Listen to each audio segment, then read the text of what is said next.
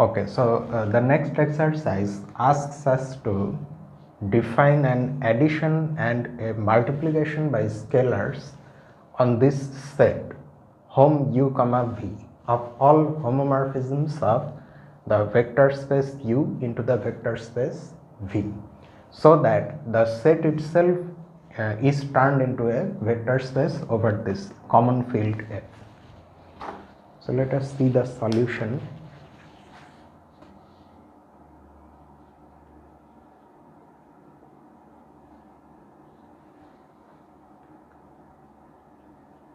Let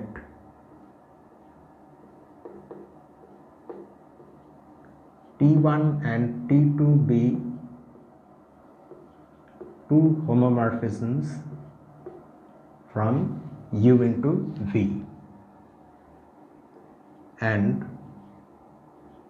let alpha be a scalar coming from the field.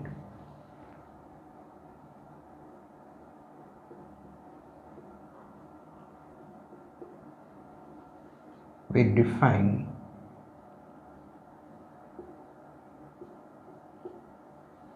T1 plus, okay, let me write it in another line.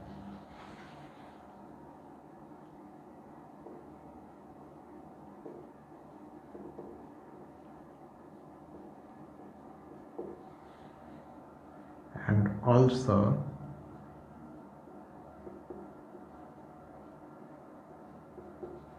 this by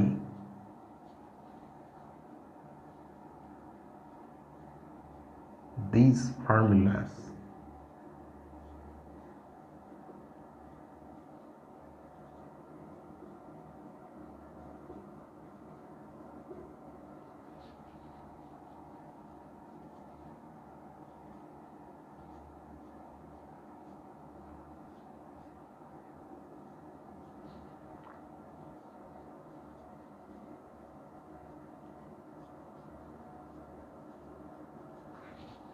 For all vectors v in U. Let us first see what these functions mean.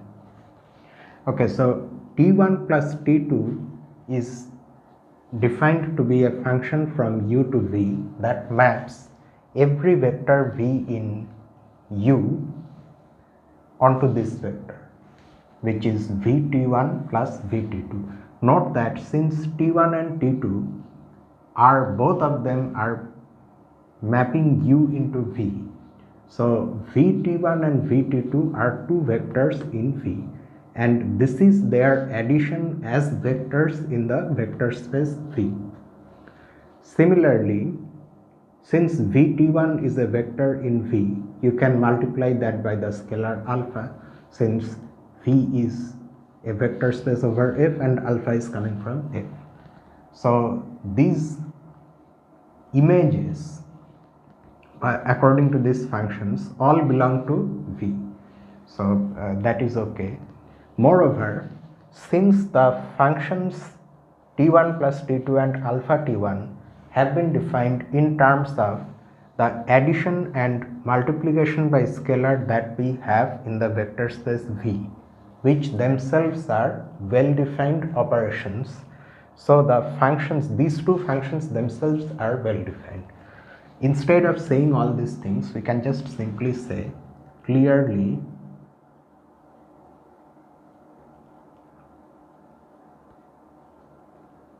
both T1 plus T2 and alpha T1 are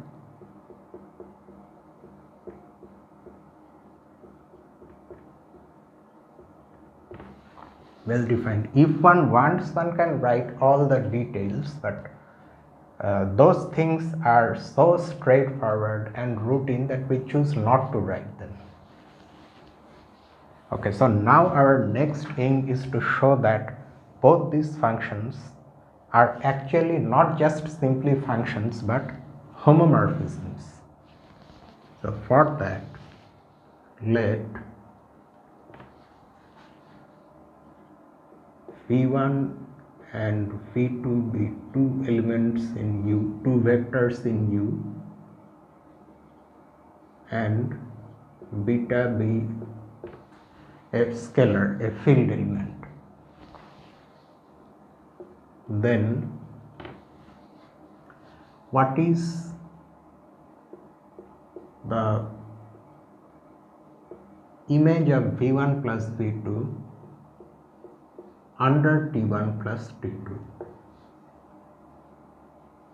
First we apply the definition of t1 plus t2. That gives us this. The t1 image of this vector plus the t2 image of this vector. Now we use the fact that t1 and t2, both of them are homomorphisms. So the first term will be equal to v1t plus v2t. Like that, t2 is also a homomorphism, so the second term will be this is t1, v1t2 plus v2t2. Now this is a sum of four vectors where in the vector space V, which is an abelian group. So there with respect to this addition, so we have commutative, the addition is commutative as well as associative, since it's an abelian group. So this expression can also be written like this: v1 t1 plus v1 t2 plus v2 t1 plus v2 t2. Now we again apply the definition of t1 plus t2. That will give us v1 t1 plus t2, t1 plus t2 image of v1 plus t1 plus t2 image of v2.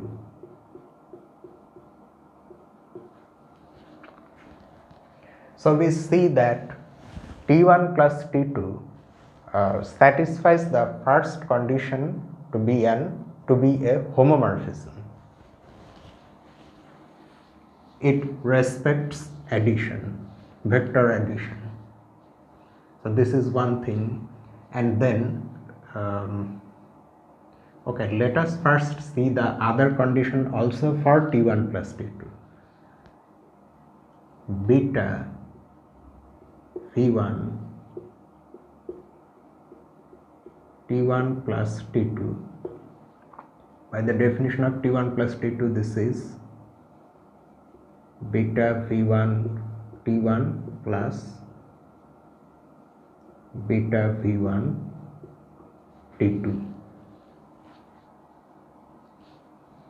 Now again, since t1 and t2 are both homomorphisms, so they respect multiplication by scalar. So this will be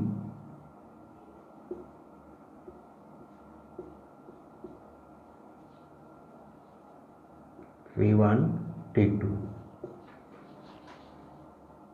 Now what? Now use the fact that we are in the vector space V. So this expression, according to one of the vector space axioms, is equal to this.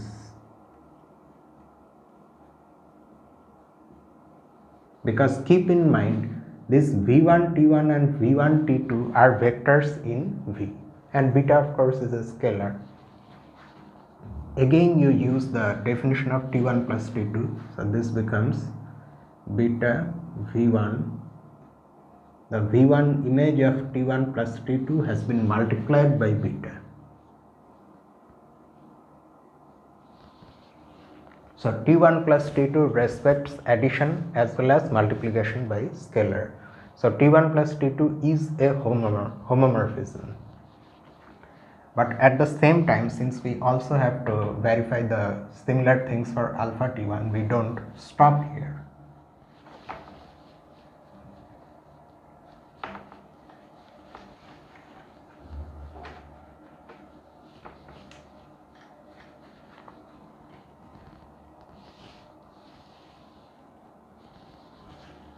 Next, V1 plus V2 alpha T1 .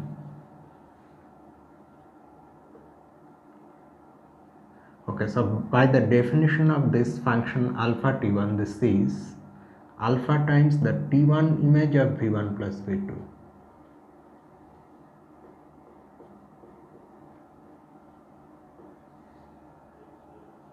Which by the fact that T1 is a homomorphism is equal to V1 T1 plus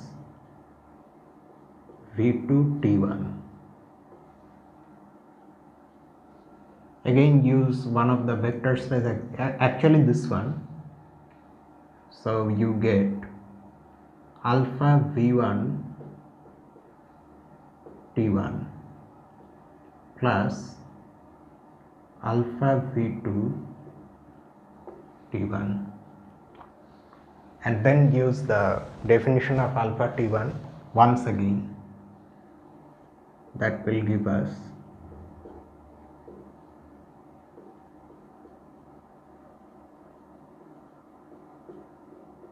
this. So alpha T1, just like T1 plus T2, respects addition. And finally,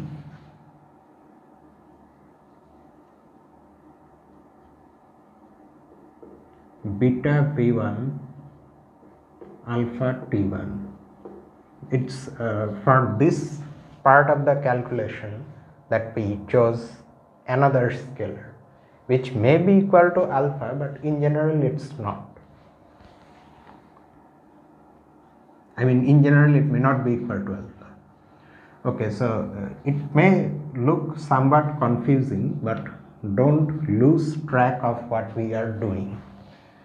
This is a vector beta V1 in capital U, because V1 is a vector coming from U. And this is our function alpha T1 that we are applying on this vector.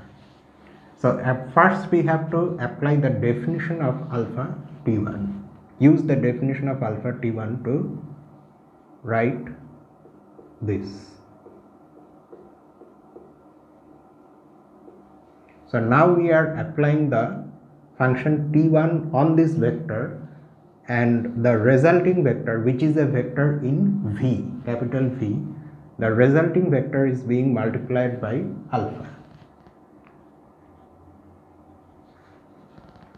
Okay, now again we use the fact that T1 is a homomorphism, so this will be equal to beta V1 T1. Okay. Now what is this? This is a vector, this V1 T1 is a vector in capital V, and these are of course scalars. So use that one of the four vector space axioms that we have in capital V to write this as alpha beta V1 T1. Okay.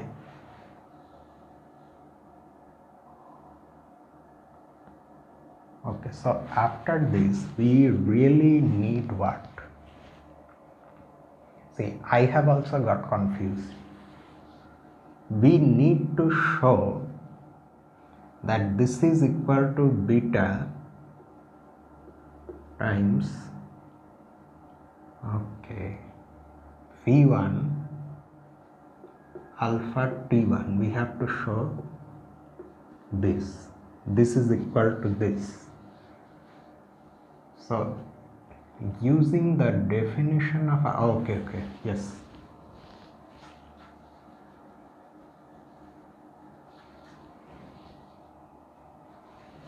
Okay, now we use the fact that multiplication in the field, multiplication of two field elements is commutative. So this can be written as beta alpha V1 T1. Again you use that axiom V1 T1.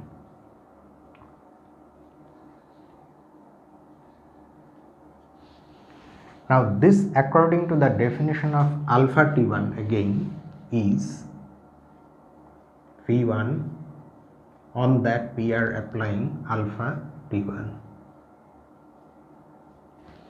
So you see that alpha T1 when applied on beta V1 is the same as the product of beta and alpha T1 applied on V1. So this function respects multiplication by scalars also. So both T1 plus T2 and alpha T1 are homomorphisms.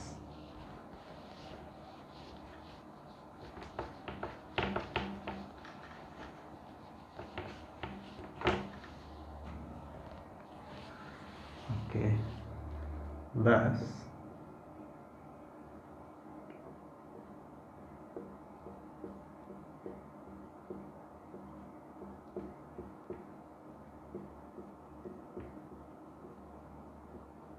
they both belong to Hom U comma V.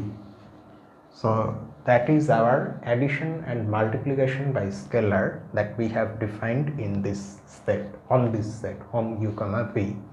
So these calculations show that these are operations. With respect to these operations, this Hom U comma V is closed. Okay. Now the next thing we want to show is that these two operations now will turn the set Hom into itself into a vector space over F. So for that, we first of all have to show that this addition makes this an abelian group. So let us start. One of the axioms is already there. Adding two elements of this set gives us another element of this set. So the next thing we have to show is that this addition is associative. Let T1, T2 and T3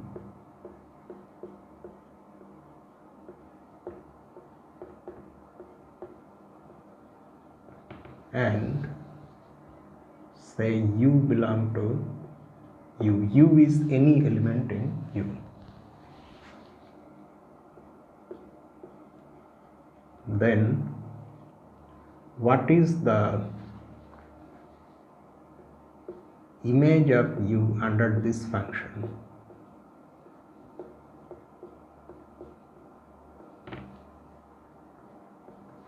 By the definition of addition, this will be equal to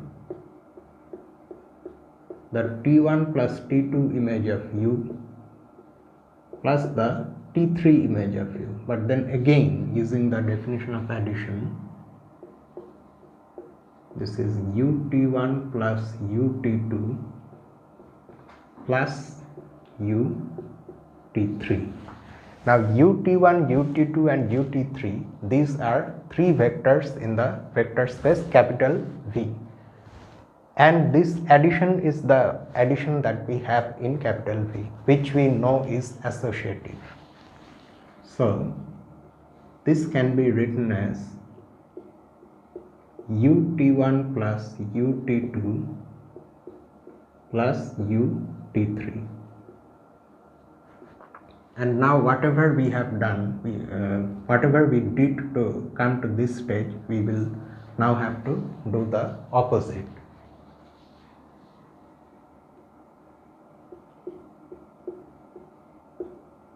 So using the definition of addition in this addition, this is UT2 plus T3.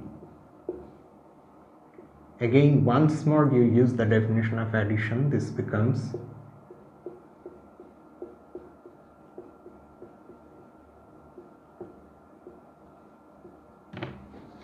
now U was chosen to be any vector in U. So this equality is true for all vectors in U. So that means as functions, these two things are equal. Thus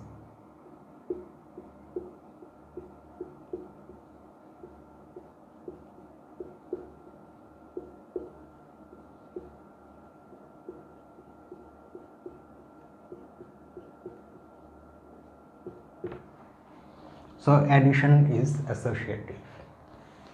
Next,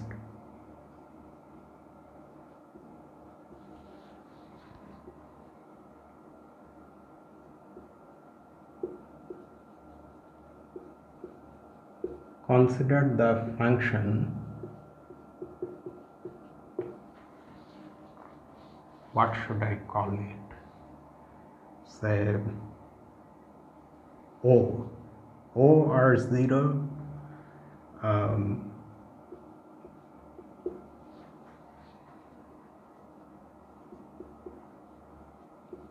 defined by VO is equal to 0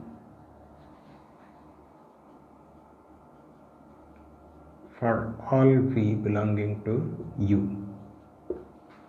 That is, it is the function that maps every vector in U onto the 0 vector in V. Don't confuse yourself between this 0 and that 0. Okay, let's just leave the fine details and let's continue what we are doing.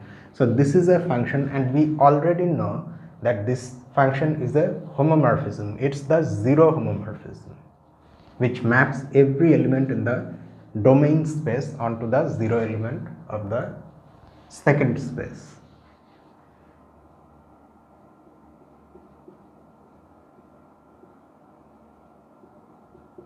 We know that this belongs to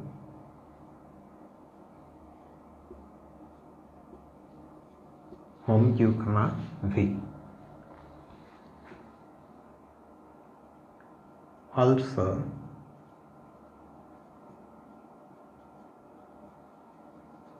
for any T belonging to Hom U, V and U belonging to U, we have what happens when we apply the function 0 plus T on U. By the definition of addition in Hom U, V, this is U0 plus UT. But U0 is 0.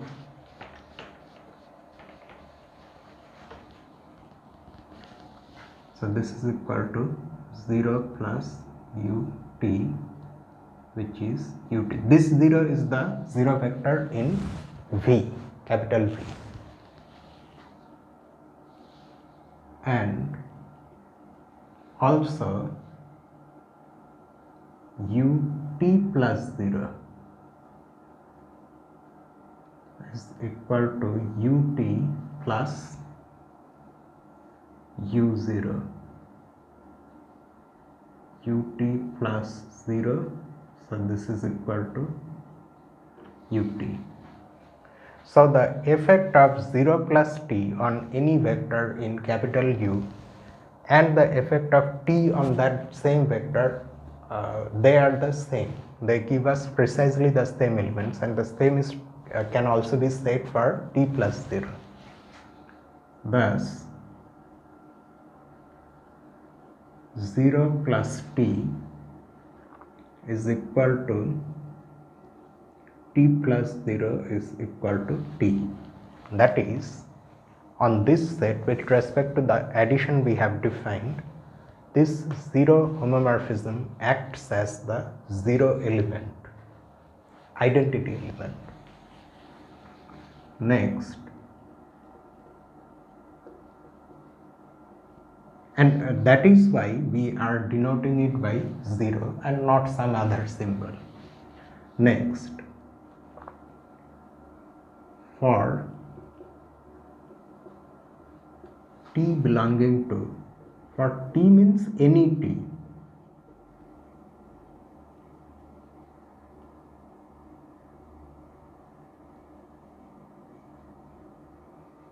we define a function which we denote by the symbol minus T. in this in the context of the things we are doing, you should understand that minus t is a symbol which should be interpreted as a single symbol. Okay, just looking at minus t as of now, before we show that minus t has this and that property, minus t is to be treated as a single symbol. If you don't want to use minus t, then you can use some other name also. You can use, say, for example, you can use W, capital W, or you can in fact use some other name also, F. These special symbols 0 and minus t, I mean the way we are using, they suggest, they are very suggestive. They suggest what the elements do or what this function, what properties these functions have in this context. Okay, so minus t from u to v, we define this function by this formula. The minus t image of u is the additive inverse of the t image of u. The t image of u, you see, u is any element or any vector in capital U. So the t image of u will be a vector in capital V. Its additive inverse exists and is unique. So that is the image of u under minus t. That is our definition.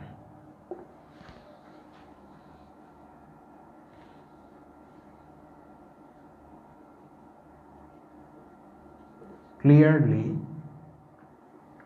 minus t is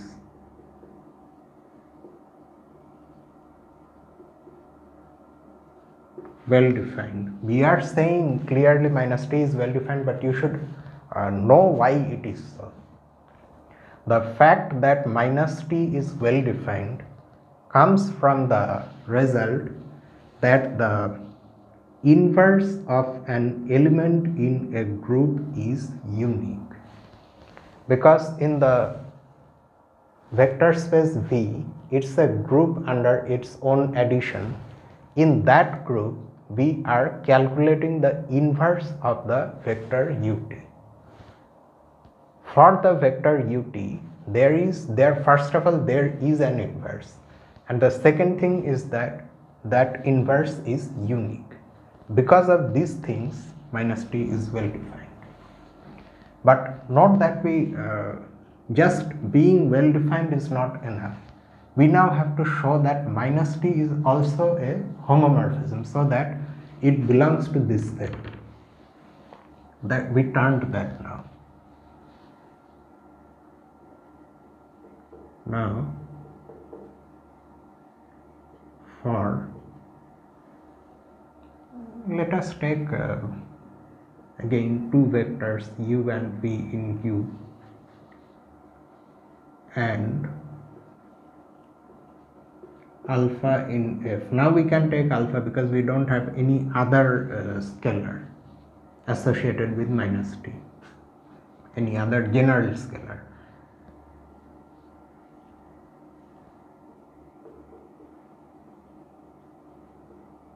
We have u plus v minus t. First we need to see whether minus t respects addition. By the definition of minus t, this is, it's better to write in another line, minus of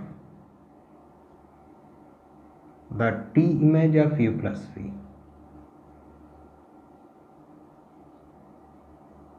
Minus of, since t itself is a homomorphism,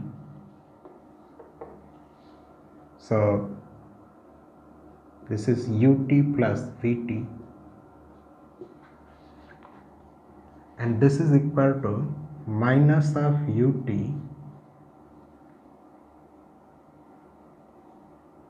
plus minus of vt. Do you see why we have this thing?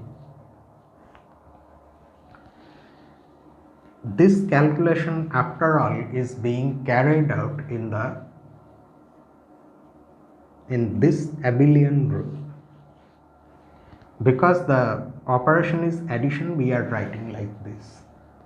If we write the same thing in a general group, how would this expression look? It will look like this: ut vt inverse. Now we know that in any group this is equal to vt inverse ut inverse.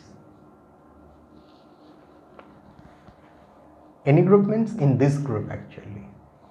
If we choose to write things multiplicatively, then we get this. But we know that this group is actually abelian, so ut inverse vt inverse. This ut inverse is minus ut and vt inverse is minus vt. So that's how we are getting this step. Okay. So now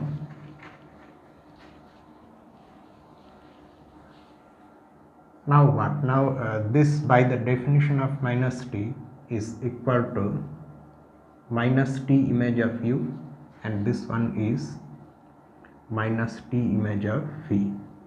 So minus t actually does respect addition. And now time to see multiplication by scalar. Alpha u minus t. By the definition of minus t, this is minus of alpha u t, the additive inverse of the t image of alpha u. Use the fact that t is a homomorphism, so t respects multiplication by scalar. So this is the product of alpha and the t image of u and the additive inverse of that. Okay. Now we have already seen in that elementary lemma on vector space that if you remember this thing, minus of, that is what I am trying to say, is this.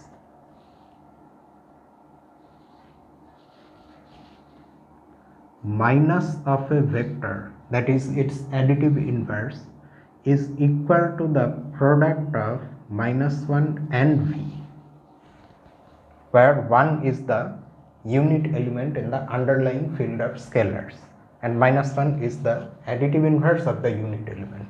By that, if you multiply the vector v, then that becomes the same as the additive inverse of v. So we can use that thing here.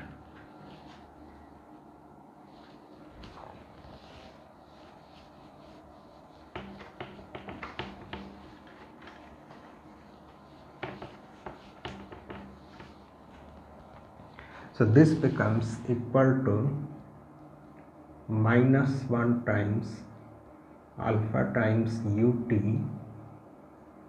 and then again use that vector space axiom, you know which one, to write this as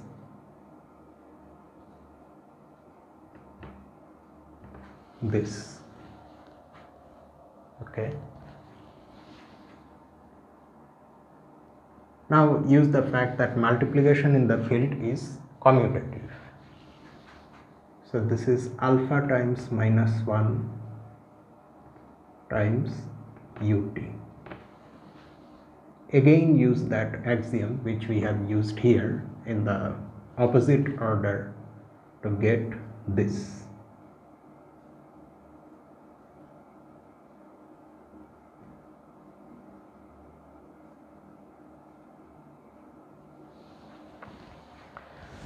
Now this ut is a vector in capital V and we are multiplying it by minus 1, which we have seen already that it is equal to the additive inverse of ut.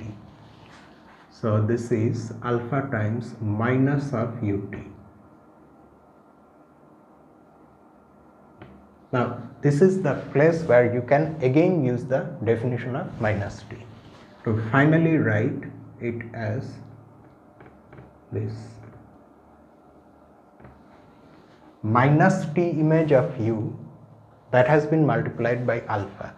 So looking at the first term and the last one in this series of equalities, you see that minus t respects multiplication by scalar also. Thus minus t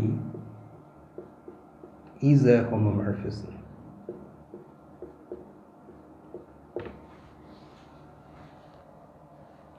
Also,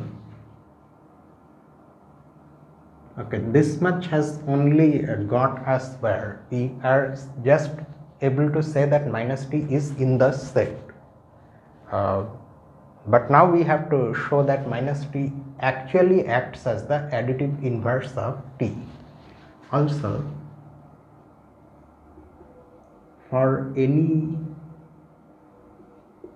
u belonging to u, we have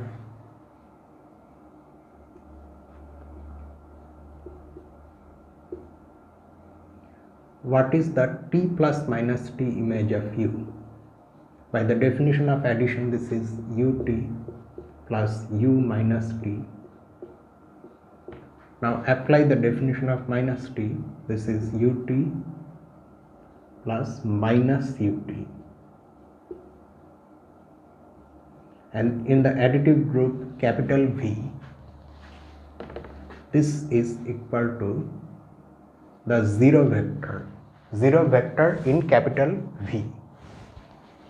And that according to the definition of the zero homomorphism is u0.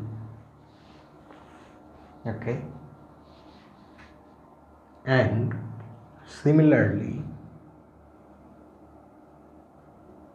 minus t plus t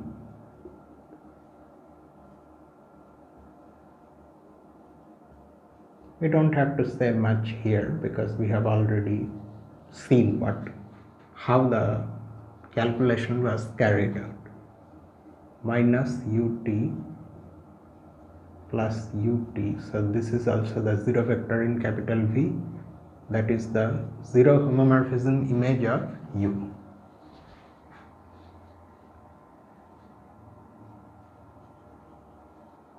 Thus t plus minus t is the zero homomorphism, which is also equal to minus t plus t. So every element in this set has an additive inverse. So far we have shown that this set, under the addition that we have defined on it, is a group. Now we also observe that it's an abelian group. For that, next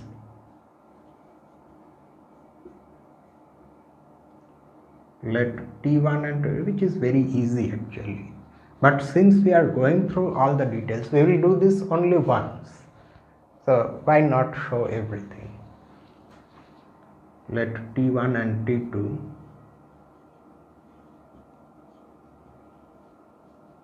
and u be any vector in U.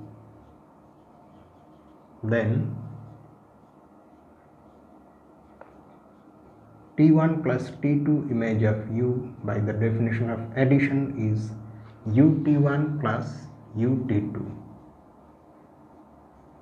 Now this is an expression, this is a sum of two vectors in capital V, and we know that the addition we have in capital V is commutative because V is an abelian group under that addition. So you can also, you can also write this as UT2 plus UT1. which equals u t1 plus t2. Since this is true for any u in capital U, so as functions t1 plus t2 and this is t2 plus t1. t1 plus t2 and t2 plus t1 are equal as functions from u into v. Thus,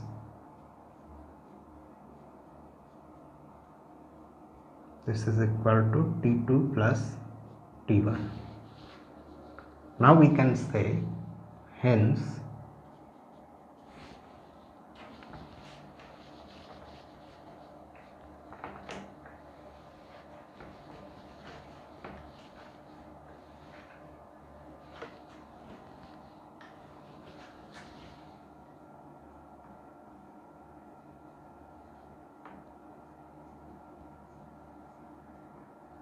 this is an abelian group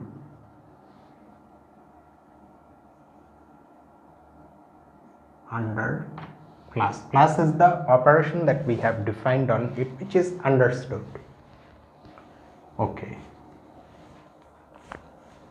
Now, what else do we need? We now need to verify those 4 axioms. And then finally we can say that yes, this is a vector space under those 2 operations that we defined on it. Okay, for that, what are the things that we need? What are the ingredients? We will need 2 vectors here, 2 scalars from the field, and since we are dealing with functions, we need to apply them on a vector in capital U. Okay.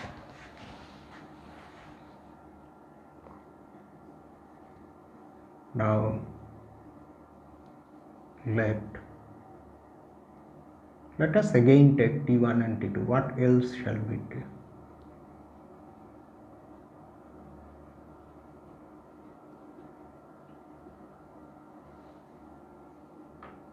Alpha and beta are 2 scalars in F, and U is a vector in U. Let us start. Then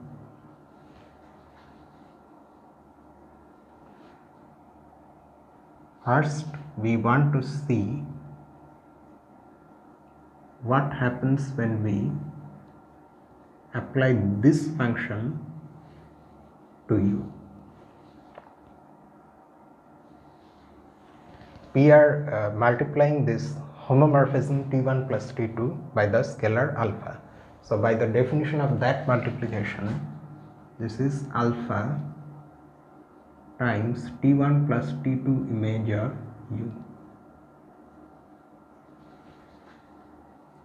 Then by the definition of addition, this is ut1 plus ut2. Now we are in the vector space capital V, where this expression equals, by using one of the vector space axioms, alpha ut1 plus alpha ut2.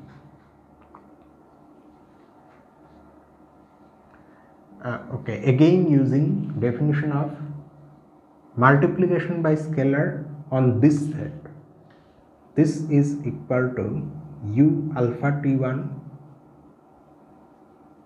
and this is equal to u alpha t2.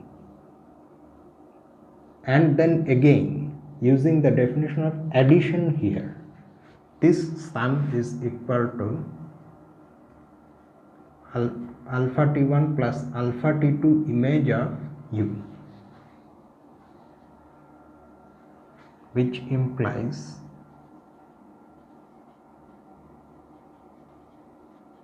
I did not expect this solution to be this big.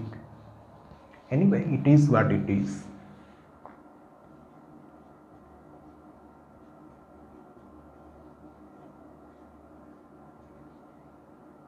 Why am I writing U again? Sorry. alpha times t1 plus t2 is alpha t1 plus alpha t2. This is one of the vector space axioms which has been verified on this set with those two operations.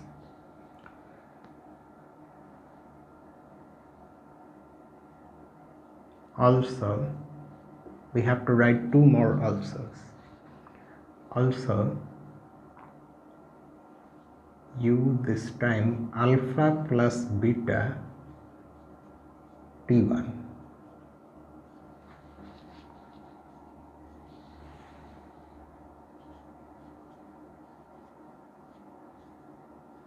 ut1.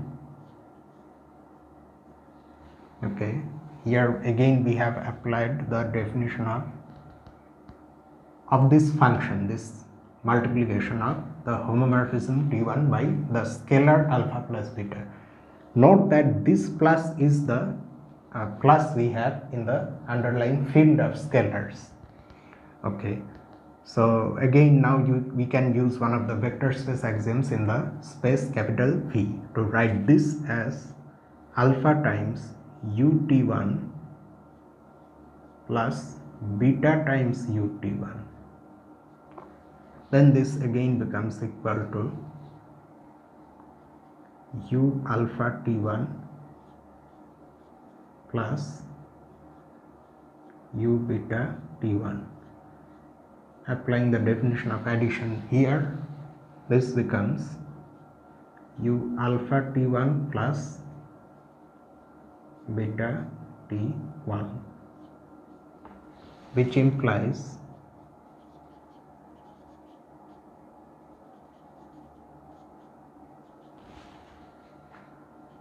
alpha plus beta t1 equal to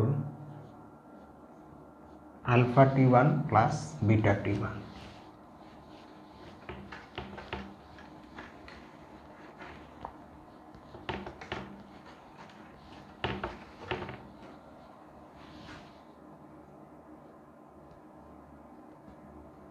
So the second axiom also has been verified. Also, okay, next alpha beta u alpha beta t1. For this one we had to consider two scalars. This is equal to alpha beta times the t1 image of u, that is equal to, okay, now again we are using one of the axioms in the vector space V, capital V, and write this as alpha times beta times ut1.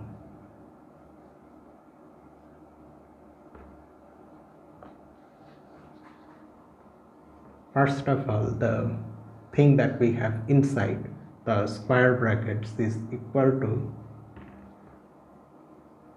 the beta t1 image of u. Again, just like that, this entire thing is equal to the alpha times beta t1 image of u,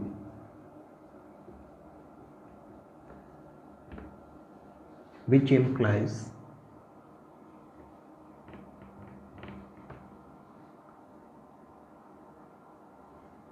alpha beta t1 as functions, alpha beta t1 and alpha times beta t1 are the same thing.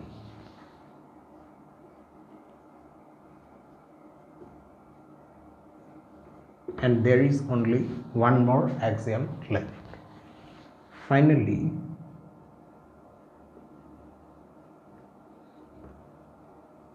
u times 1 t1.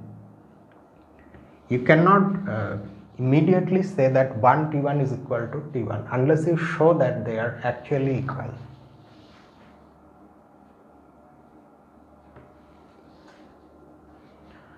Okay, so this by the definition is 1 times ut1. Do you see how the fact that these axioms are true on this set depends heavily on the corresponding axioms in the second space V. From them only, I mean, after applying the functions on that arbitrary element u, arbitrary vector from the domain space, once we are in the space V, there whatever axiom we are using, that is the thing we are verifying here. So now we have come down to the level of the vector space V, and on that space the last axiom tells us that if we multiply the vector ut1 in capital V by the field element 1, then that is nothing but ut1.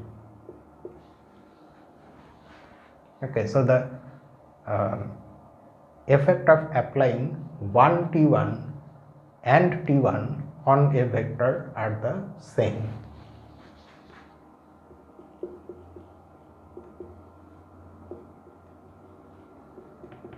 Which implies 1t1 is equal to t1. Thus,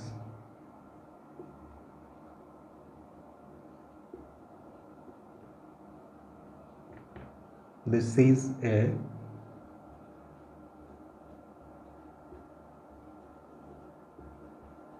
vector space over the field F under the operations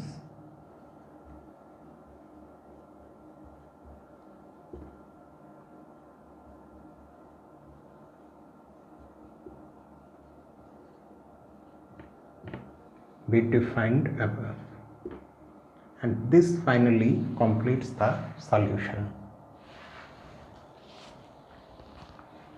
Okay, next exercise, this is a starred one. Using the result of exercise 6,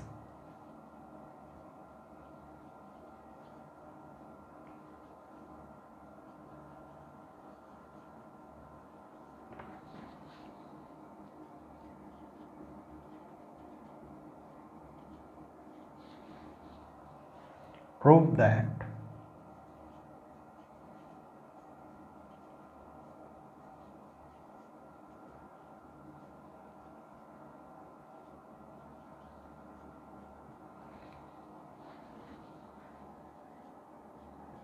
Fn, Fm, where n and m are some positive integers. We have already come across this space. This is the space of all m tuples of field elements. That is the space of all n tuples of field elements.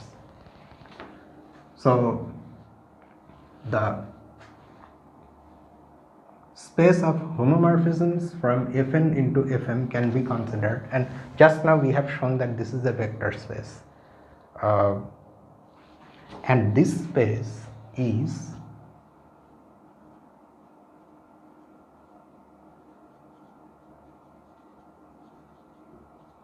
isomorphic to the space F in M.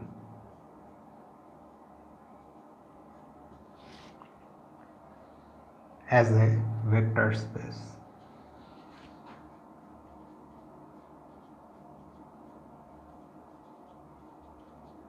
The exercise says, using the result of the previous exercise, that only says, the previous exercise only says that this is the vector space. That's all. It doesn't help us anything more than that. Because it's a vector space, one can ask that whether this is isomorphic to this, and the exercise asks us to prove that yes, as vector spaces over F, and you see both are vector spaces over F, this is isomorphic to this, that we have to show. This, however, I choose not to wrestle with at this point. It will follow from a result that will come afterwards. So this solution is sort of, it will be kept for later.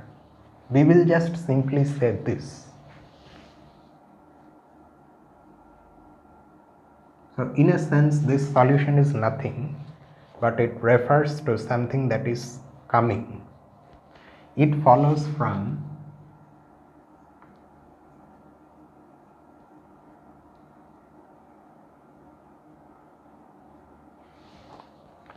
corollary 4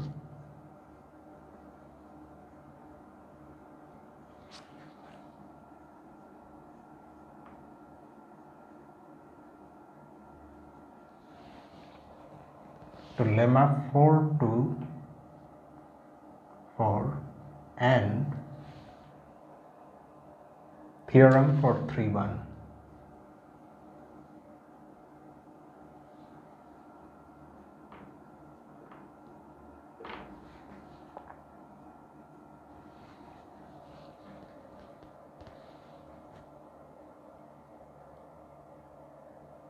That's just it. Ideally, one should struggle to solve this, so that when later one comes across these things which can be used to solve this exercise quite easily, the previous struggle that one goes through, that will give the person additional insight. Okay, and the person can learn much more, but it of course takes time. So it's a kind of cop out. It's one way of it's a sort of cheating, but I don't have any other choice. I have to cheat this much at least. So we will see it later. Then exercise 8. If n is greater than m,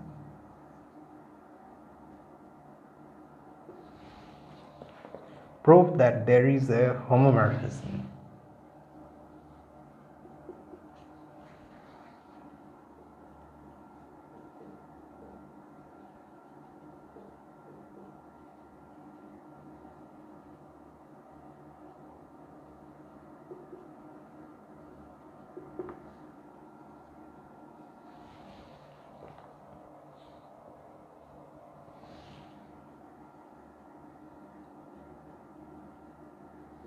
Of Fn onto Fn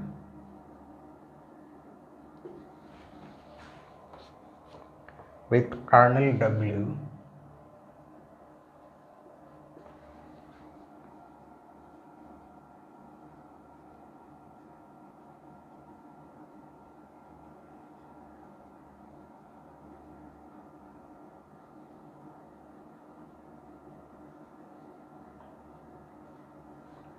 that is isomorphic to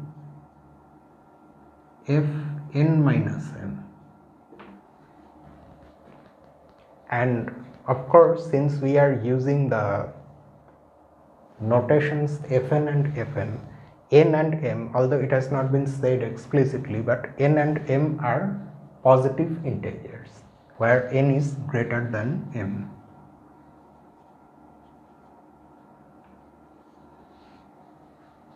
So we straight away define our function. Define f from Fn into Fn by, so our input is a vector having n number of components, that is an n tuple, alpha 1, alpha 2, etc. up to alpha n. we define it to be equal to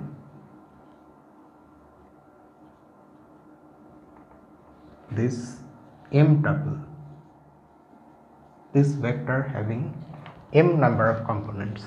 Note that since m is less than n, so what we are actually doing is we are chopping a part of this vector and we are keeping only the first m number of components.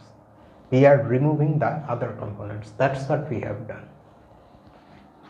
Okay. Now it is quite easy to show that this is a homomorphism, but since that is what the exercise is about, so we cannot leave that. So let us now show that this is a homomorphism. Let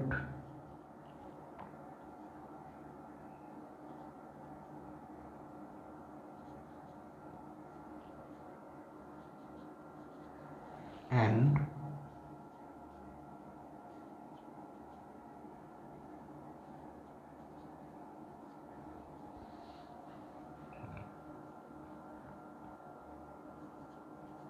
be in Fn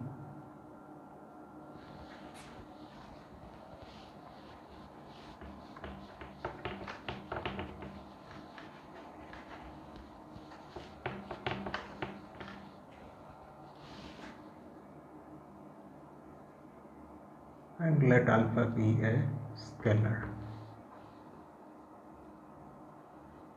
Then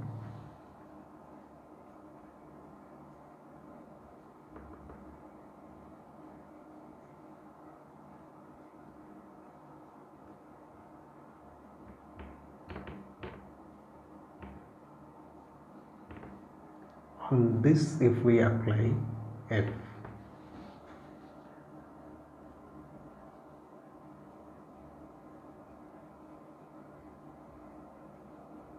first we have to add the two vectors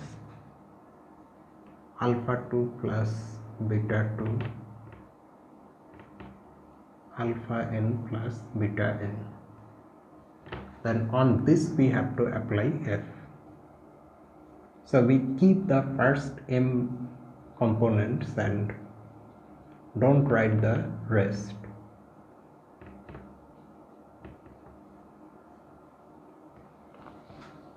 Now this is a vector in Fn. So by the definition of addition in Fn, alpha 2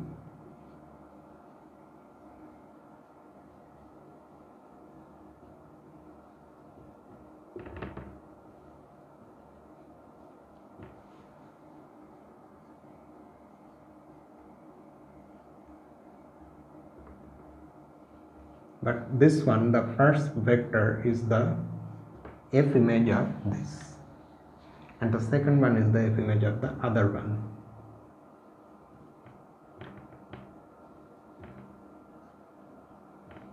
So f respects addition, and then alpha times alpha 1 comma alpha 2 up to alpha n.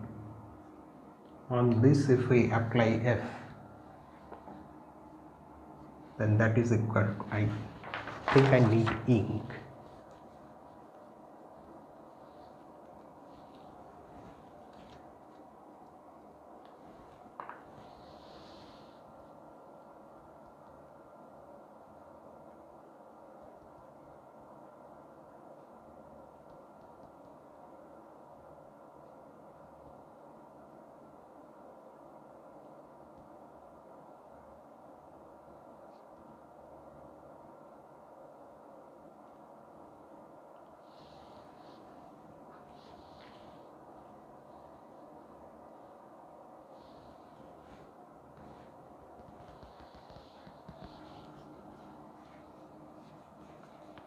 First we multiply,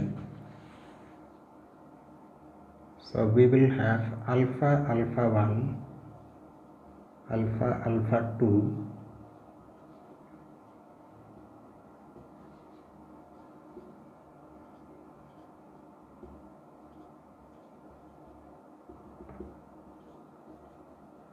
M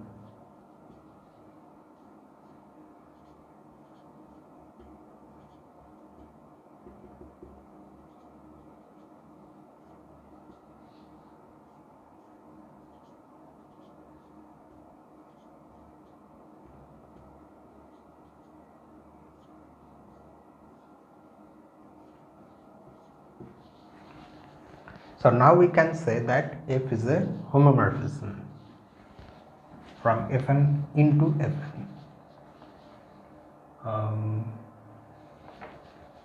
We have to show that it's an onto homomorphism where the kernel is isomorphic to Fn minus n. Thus,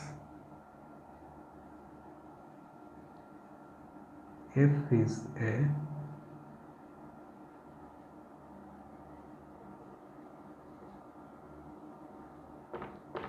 homomorphism. To show onto-ness, we just consider this. Note that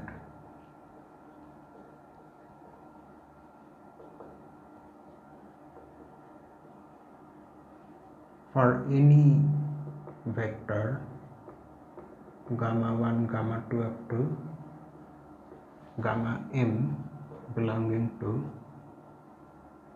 Fn,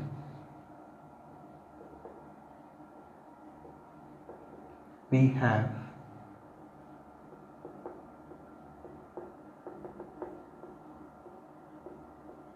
comma 0, this belonging to Fn, where what we have done to this m vector, to this vector having m number of components, we have added n minus m extra components, all of which are 0. So this is again an n vector in Fn, such that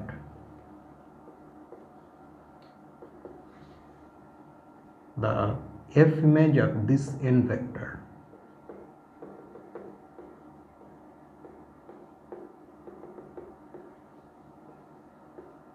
is clearly, since we are going to remove, once we calculate the F image, we are going to remove this last n minus m vectors, so we will get the original vector back.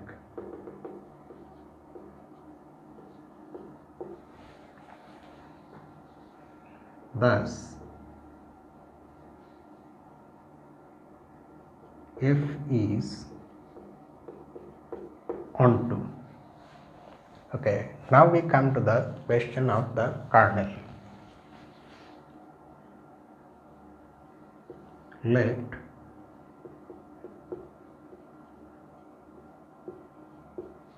W be the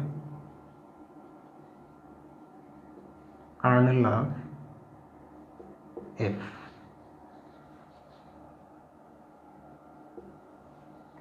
So we already know that W is a subspace of Fn.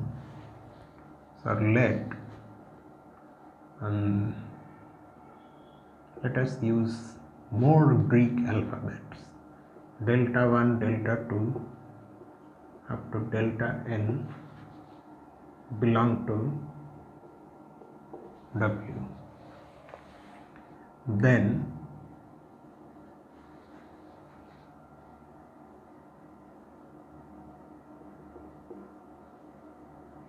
the 0, this is the 0 vector in Fm, that is equal to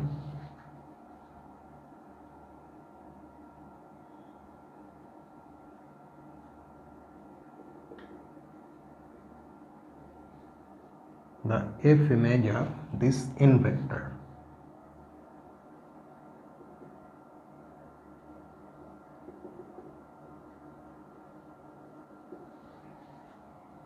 which implies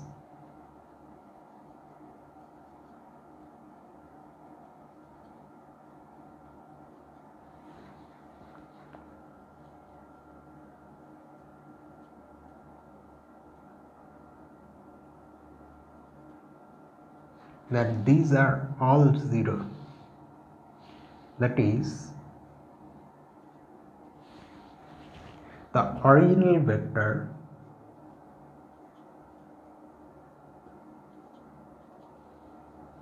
now looks like this. The first m components are 0 and these components, they may or may not be 0, we don't know.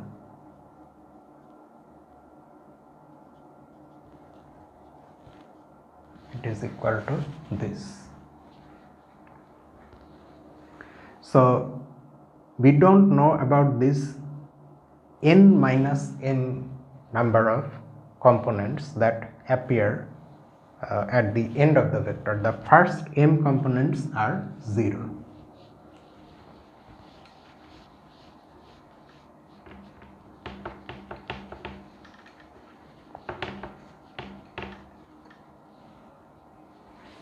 Conversely,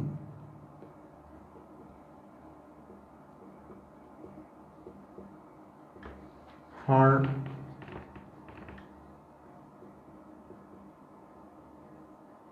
any vector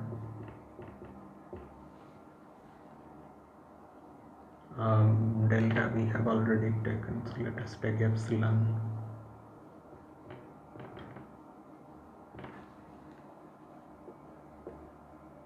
In the, or for any vector in Fn with the first m components 0,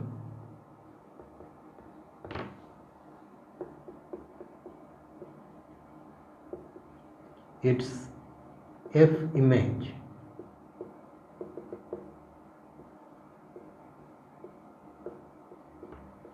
since F image consists of the first m components, so the F image will be 0.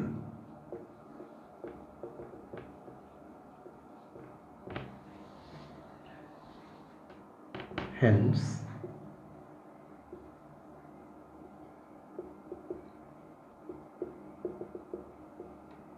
such a vector will belong to the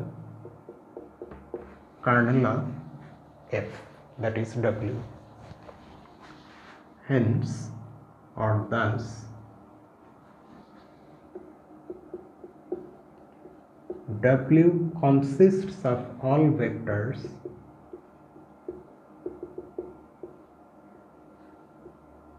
in Fn such that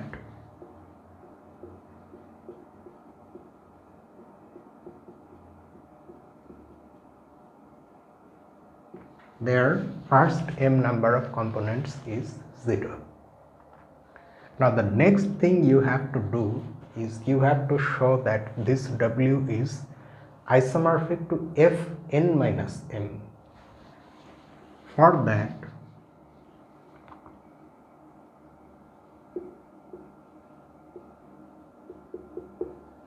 your hint is that, see, the vectors in W look like this one. So whatever is really happening is happening on this part, in this part of the vector, towards the end, towards the, with the last n minus m components. So naturally you can expect that this space W will be isomorphic to Fn minus m. So you can guess the appropriate isomorphism like this. Let us now define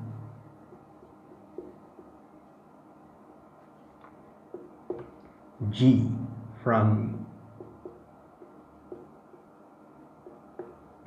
Fn minus m n into n minus m into W. If you want, you can define another function also, whose domain will be W and the second set will be Fn minus m by this alpha 1, alpha 2, alpha n minus m. G is equal to, so what we do here,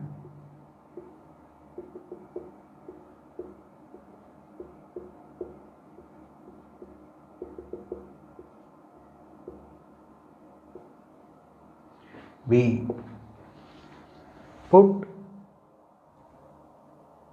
m number of zeros in the beginning of the vector, so that this now becomes an n vector. It's a vector in Fn. It looks somewhat vague, so we have to in fact write where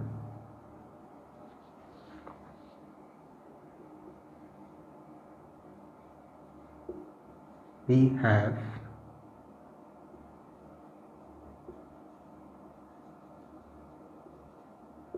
introduced m zeros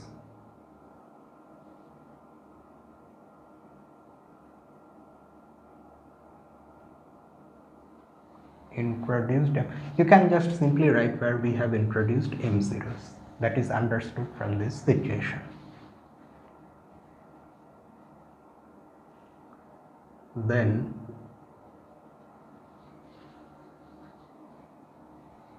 since the vectors in W look like this, so this image belongs to W. What else is true? Since any vector in Fn minus m has an expression, it is expressed like this, and that expression is unique in the sense that this vector can only be written like this once this vector is given its individual components have been uniquely determined, and since they are being used to define the image, so the image is unique for that given vector. Then, so that is why G is well defined.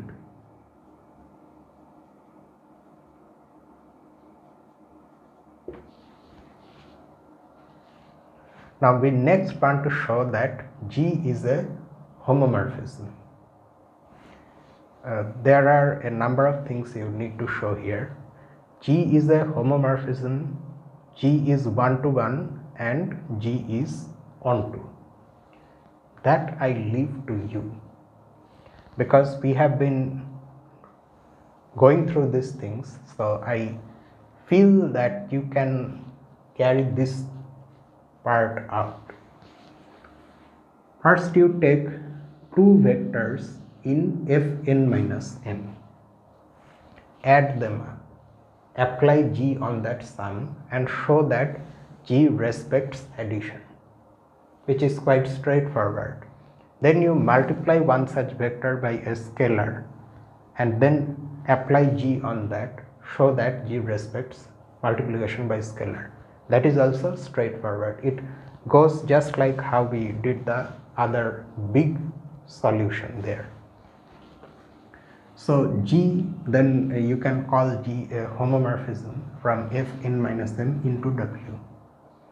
Next you show that G is onto. How? You take any element in W like this. Clearly, such an element will be the G image of this vector. So which automatically says that G is onto. You just have to write all the things systematically. What else you have to show? You have to show that G is also one-to-one. This you can show in two different ways. You can either directly show that if you take two vectors in, say, v1 and v2, which are of course n minus m tuples, but I am just simply saying for the sake of simplicity I am considering v1 and v2 in Fn minus m, such that v1g is equal to v2g. then you have to show that V1 is equal to V2. You can do that, which is, I think, very easy. V1 of G will be obtained by putting m number of zeros in the beginning of V1. V2 of G will accordingly be found, will be determined. Then by applying the condition for equality of two such n vectors, corresponding components should be equal. So from that, automatically it will follow that V1 is equal to V2. That is one way of showing that G is 1 to 1. The other way of showing that G is 1 to 1, since by the time we get to 1 to 1ness, we have already shown that G is a homomorphism.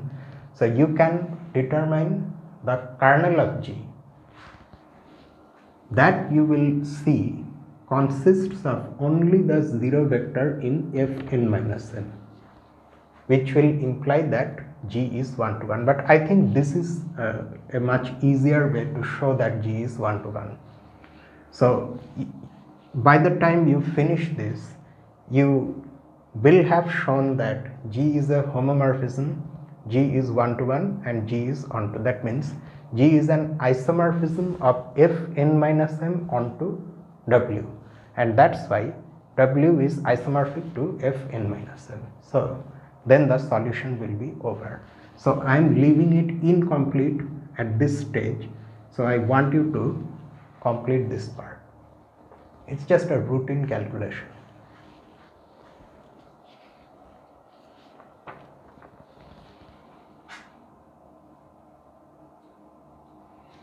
Okay, then we move to the next one, exercise 9.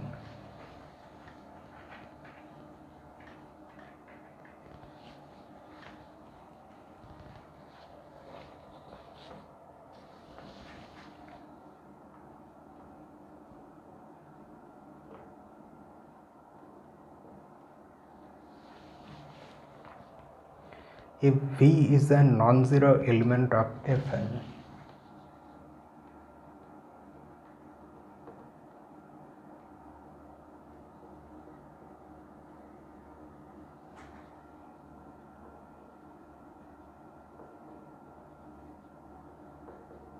a non-zero in the vector space, a non-zero vector in the space Fn.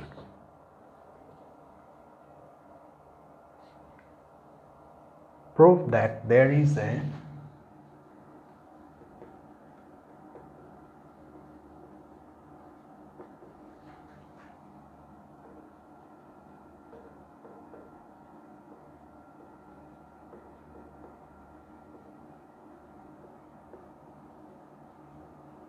non-zero element T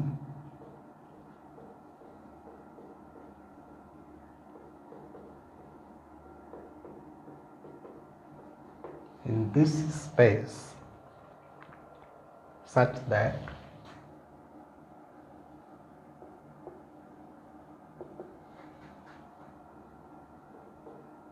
Vt is not equal to 0. So that means if there is a non-zero vector V in the vector space Fn, then there is a non-zero homomorphism from Fn into F. F itself is a vector space over F, so we can consider F here such that the T image of V is also non-zero.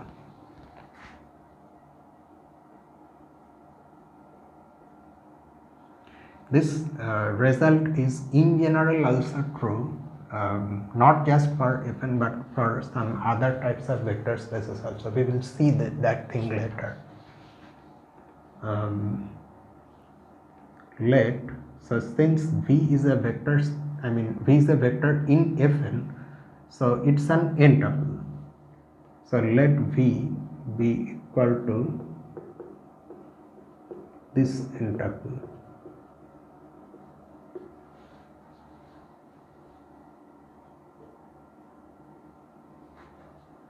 where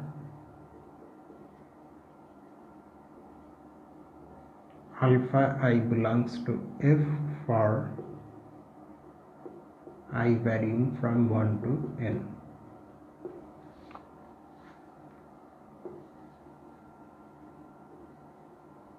Since V is non-zero,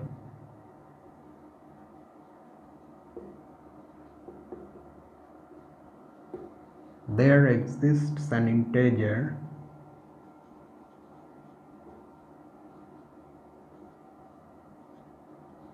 j such that j lies between 1 and n, and alpha j is non-zero. Non-zeroness of V implies at least one component has to be non-zero. So let the jth component of V be non-zero. Now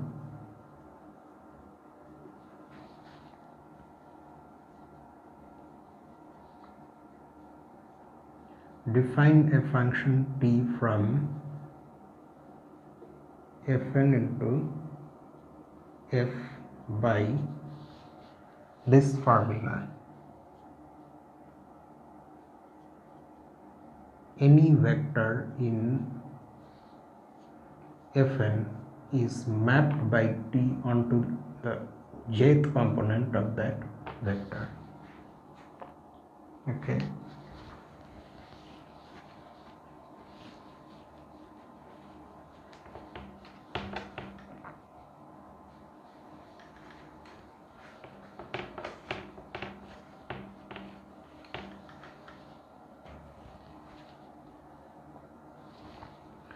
Now next we want to show that this T is a homomorphism, because then the T will belong to this set. So let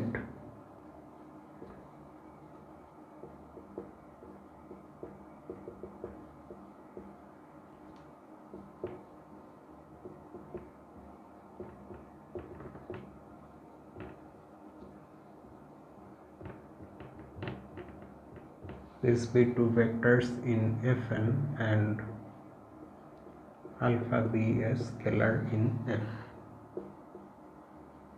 Then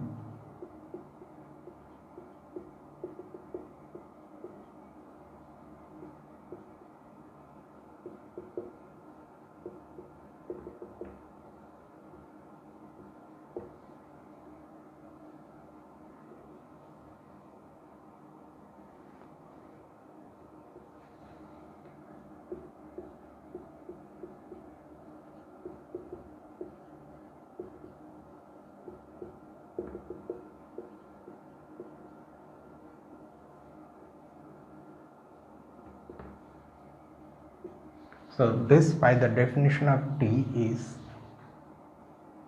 alpha j plus beta j,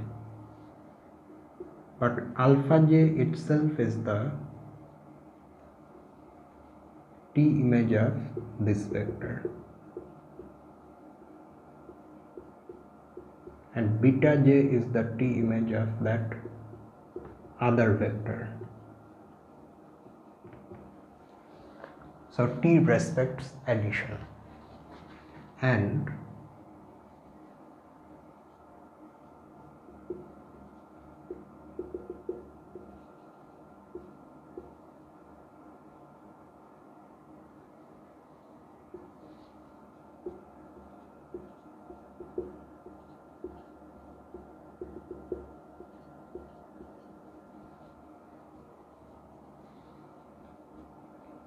so this is alpha j. Now alpha j again is the T image of the first vector. So we have now shown that T is a homomorphism from Fn into F.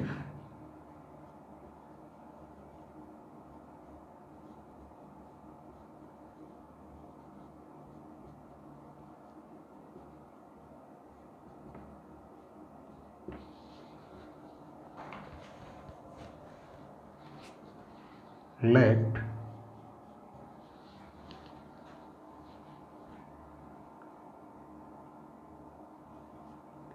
Ej belonging to Fn be the vector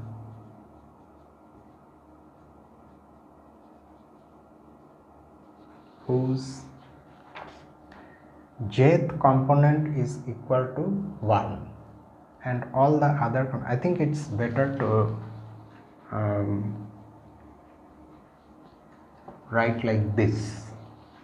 Let Ej be the vector gamma 1, gamma 2, etc. to gamma n belonging to Fn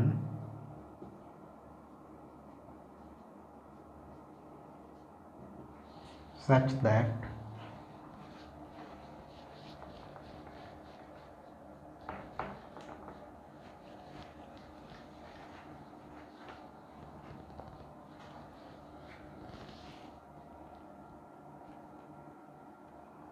gamma j is equal to 1 and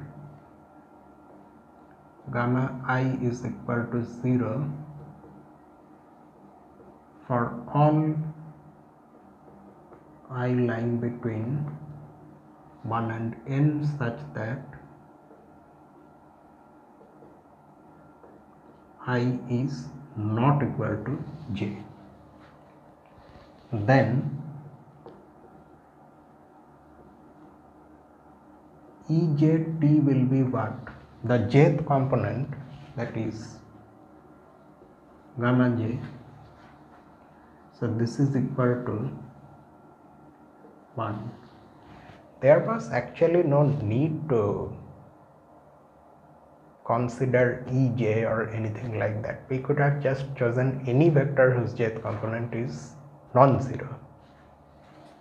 Anyway, this will also get the job done. So this is equal to 1, which implies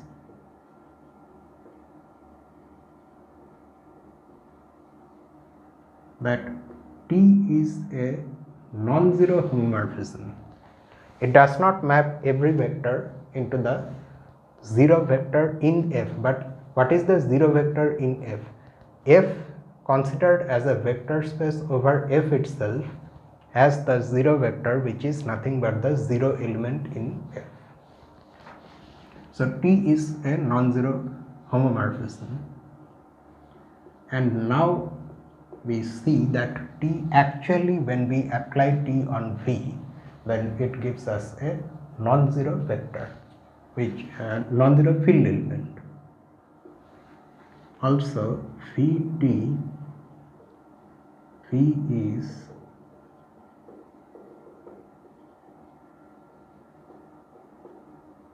this is equal to alpha j, and according to our choice alpha j is non-zero.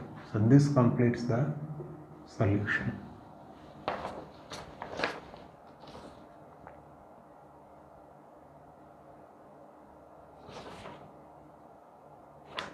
Then of course the exercises go on, but let us end the video here itself.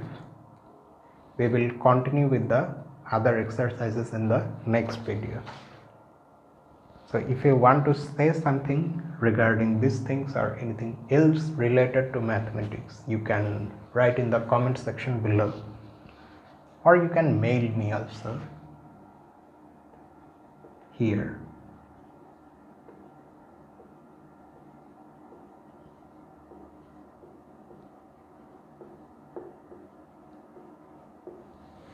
So with that, I sign up for tonight.